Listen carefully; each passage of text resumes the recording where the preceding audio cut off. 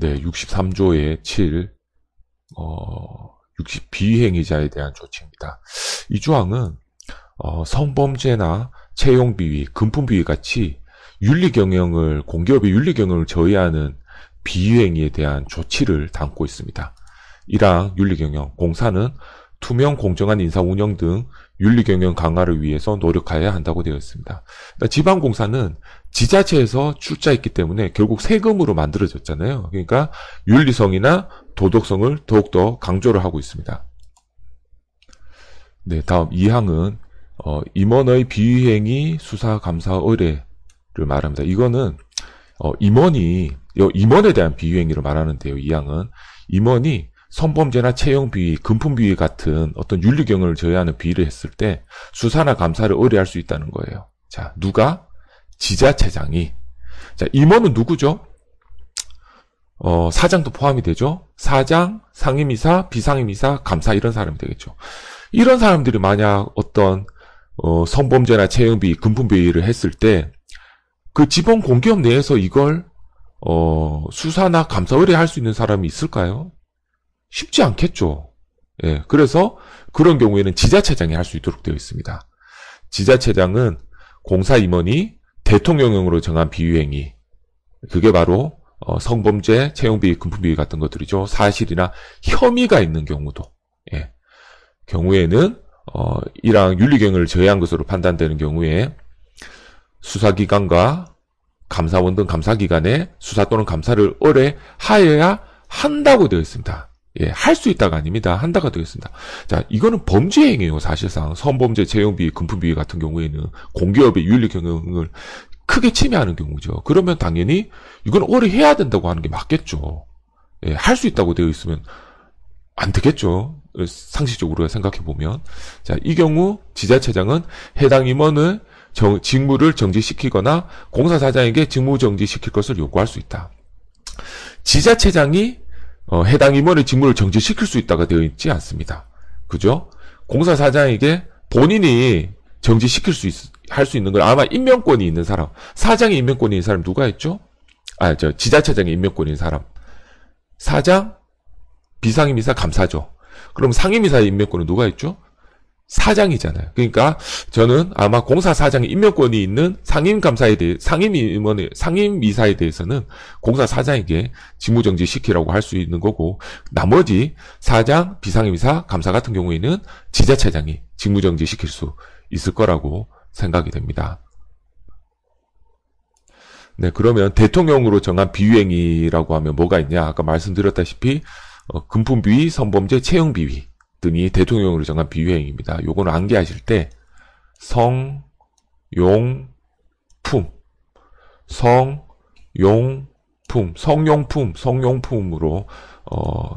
암기를 하시면 좀 더 쉬울 것 같습니다. 자, 구체적으로 일단은 성폭력, 성매매, 알선 같은 성범죄가 있고요. 다음 이제 채용이나 승진 등 인사 개입에 하거나 영향을 줘서 공정성을 현저하게 해치는 행위. 예. 현저하게 해치는 행위라고 돼 있어요. 만약 경미하게라고 되면, 경미하게 해치는 행위라고 하면은 사실 문구상으로는 정확한 답은 아니죠. 그래서 시험 문제 같은 데는 만약 그 시험 문제에 나온다면 가장 거리가 먼 것은이라고 해놓고 여기에 경미하게 해치는 행위, 뭐 요렇게 써놓을 수도 있을 것 같습니다. 그리고 채용비위, 조세포탈, 회계부정, 불공정 거래 행위 같은 중대한 위법 행위. 아마 여기도 중대한이 아니고 경미한 위법 행위, 뭐 요렇게 표현할 수도 있을 것 같습니다. 그러면 정답이 아니라고 봐야 되겠죠. 문과하고 다르니까. 뭐 가장 옳지 않은 것은 뭐 요런 식으로 시험 문제 요런 거 나올 수는 있을 것 같습니다. 그리고 여기에 채용비위라고 해서 채용만 해당되는 게 아니라 승진 등 인사 개입도 다 해당이 되는 겁니다. 예, 그래서 이게 채용비위고요. 다음 금품비위. 어떤 금전 물품, 부동산 향응 등 그 밖의 재산상 이익을 주고받거나 약속받는 행위, 공금, 재산, 어떤 물품의 횡령, 배임, 절도, 사기, 유용 같은 것들이 해당이 됩니다. 네, 이렇게 성용품 비위가 있으면 이건 사실 범죄 행위죠. 그래서 수사를 의뢰할 수도 있고요. 아니면 감사를 의뢰할 수도 있습니다. 예, 지자체장은 수사 또는 감사를 의뢰하는 경우에 다음의 구분에 따른다고 되어 있고요. 이 경우 감사원에 감사 의뢰하는 경우에는 감사원과 미리 협의하도록 되어 있습니다. 일단 수사의 필요성이 있다고 인정되는 경우, 그게 사실이 있거나 아니면 혐의가 있는 경우, 혐의가 있어도 이거 사실 이런 행위를 회사 내에서 조사하기가 쉽지가 않습니다. 왜냐하면 회사 내에서는 그 지자체장 아니면 지자체장이 조사하는 경우에는 한계가 있거든요. 근데 경찰이나 이런 수사를 할 경우에는 경찰은 이런 정보 취득이 훨씬 더 용이하죠. 그래서 수사기관에 수사 의뢰할 때는 사실에 혐의가 있어서 수사의 필요성이 있다고 인정되는 경우, 아니면 지자체장이 직접 감사하기 어려운 부득이한 사유가 있고 감사원법에 따른 감사의 필요가 인정되는 경우에는 감사원에 감사를 의뢰할 수 있다. 이렇게 되어 있습니다. 그래서 여기는 지금 요 두 가지 요건에 해당되는 거죠. 직접 감사하기 어려운, 지자체장이 직접 감사하기 어려운 부득이한 사유가 있고 플러스 감사원법상 감사의 필요성이 인정되는 경우, 그렇게 두 가지 요건이 필요하다고 생각하시면 됩니다. 그리고 지자체장은 수사 또는 감사를 의뢰하는 경우에는 비위행위 사실 또는 혐의에 관한 자료를 함께 제출해야 된다고 되어 있습니다. 이게 뭐 악의적으로 의욕적으로만 얘기하면 안 되고 최소한 어느 정도 근거가 되는 걸 수사기관이나 감사기관에 함께 제출해야 된다는 걸 말하는 거죠. 네, 다음 사망 임원의 해임 요구. 즉 성용품 비위와 관련된 그게 이제 있을 경우에는, 그게 사실로 확인될 경우에는 해임을 요구할 수 있다는 거죠. 임원에 대해서. 행안부 장관은 지자체장에게 수사 또는 감사 결과 필요한 경우에 해당 공사 임원의 해임을 요구할 수 있다. 자, 행안부 장관은 해임을 못 하잖아요. 임명권은 아까 말씀드렸다시피 지자체장한테는 사장, 비상임이사, 감사에 대한 임명권이 있고 사장, 공사사장한테는 상임이사에 대한 임명권이 있으니까 행안부 장관은 그 임명권이 있는 지자체장에게 공사 임원의 해임을 요구할 수 있고요. 지자체장은 해당 공사 임원을 본인의 임명권이 있는 사람에 대해서 해임하거나 임명권이 없는 사람에 대해서는 공사 사장에게 해임을 요구할 수 있다고 그렇게 되어 있습니다. 이게 임원 해임 요구를 두고 있는 조항을 둔 이유는, 사실 이런 비행위가 나오면 필요성이 있으면 당연히 지자체장 또는 공사사장이 해임을 해야 되겠죠. 하지만 팔이 안으로 굽는다고 어떤 지자체장이 임명한 공사사장 같은 경우에는 자기 옛날에 선거를 도와줬던 사람일 수도 있고 하니까 팔이 안으로 굽어서 해임을 안 하려고 할 수도 있다는 거죠. 그래서 행안부 장관이 또는 지자체장이 이제 그 해임을 요구할 수 있도록 임명권자에게 그렇게 근거를 두고 있는 겁니다. 네, 다음 사항 임원의 비위행위 공개인데요. 아까 지금까지 임원의 비위행위는 앞에서 살펴본 거는 성용품 비위였잖아요. 근데 요 공개 대상이 되는 건 채용 비위만 해당이 됩니다. 자, 지자체장은 공사 임원이 채용 비위의 유죄 판결을 확정하고 또 특정 범죄 가중처벌에 관한 법률에 따라서 가중처벌되는 경우에 해당 지자체 소속 심의 의결 기구로서 대통령을 정하는 기구의 심의 의결 절차를 거쳐서 인적사항 비위행위 사실들을 공개할 수 있다고 되어 있습니다. 자, 여기 특정 범죄 가중처벌 법률이라고 되어 있는데 이건 뭐냐 하면 사회의 해악이 크고 중대한 범죄에 해당된다는 경우에는 일반 형법보다 더 무겁게 처벌을 합니다. 그래서 채용비위에 대해서는 채용비위의 유죄 판결을 받고 특정 범죄 가중처벌에 관한 법률에 따라서 가중처벌되는 경우에 해당되면 어떤 절차를 거쳐서 그 해당 임원의 인적사항, 비위행위 사실을 공개할 수 있다고 되어 있습니다. 여기 공개를 위한 심의 의결 기구는 지자체 소속입니다. 예, 공사 소속이 아니에요. 지자체 소속입니다. 이거 생각해보면 채용 비위 관련된 임원, 임원이라고 하면 사장, 비상임이사, 상임이사, 감사에 대한 공개 여부를 해당 지방공사에서 한다고 하면 그 사람보다 더 높은 사람이 누가 있겠습니까? 그러니까 자유롭지 못하겠죠. 해당 공사에서 한다면 그 입김이 작용할 수도 있잖아요. 그러니까 지자체에서 당연히 의결하는 게 맞겠죠. 네, 그럼 시행령 대통령에 보면 해당 지자체에는 지방공기업 채용비리자 공개심의위원회를 둘 수가 있는데요. 자, 요 해당 임원의 인적사항, 비위행위 사실들 공개를 위한 심의 여기를 위해서 지자체에 지방공기업 채용비리자 공개심의위원회를 둔다고 되어 있고요.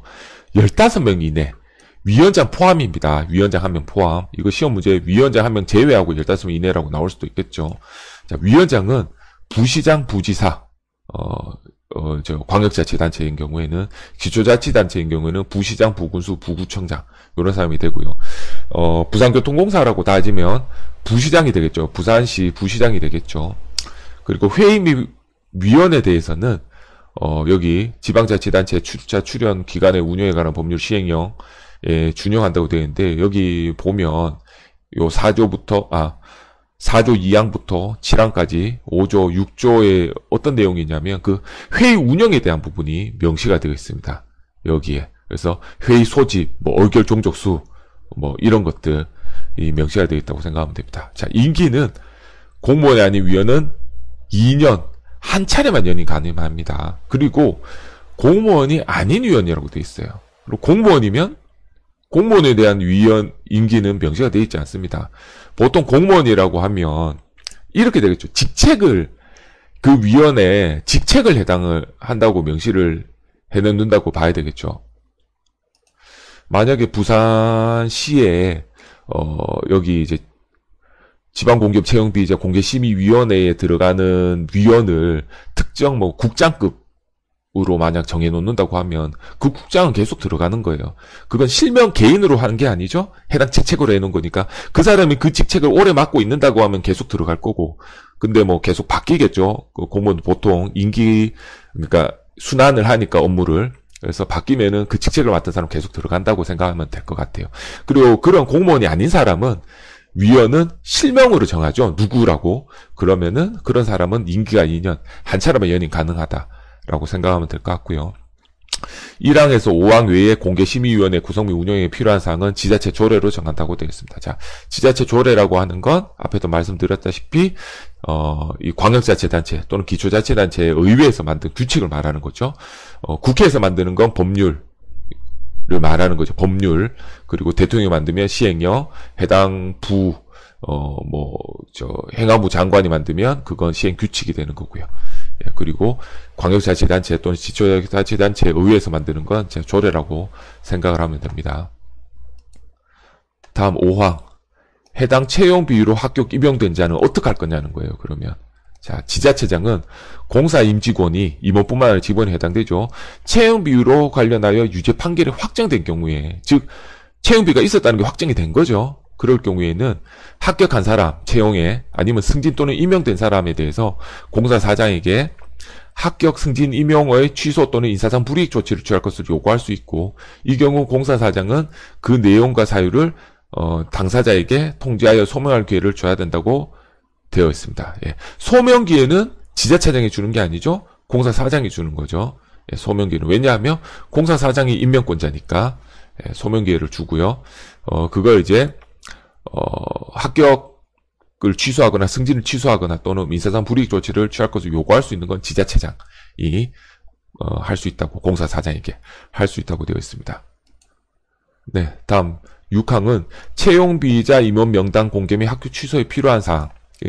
아까 이제 사항에서 채용비와 관련해 갖고 비행위에 있으면 공개한다고 얘기를 했었죠. 그래서 공개 결정이 되면 그 공개 방법, 절차에 대해서 이 6항에서 말하고 있는 겁니다.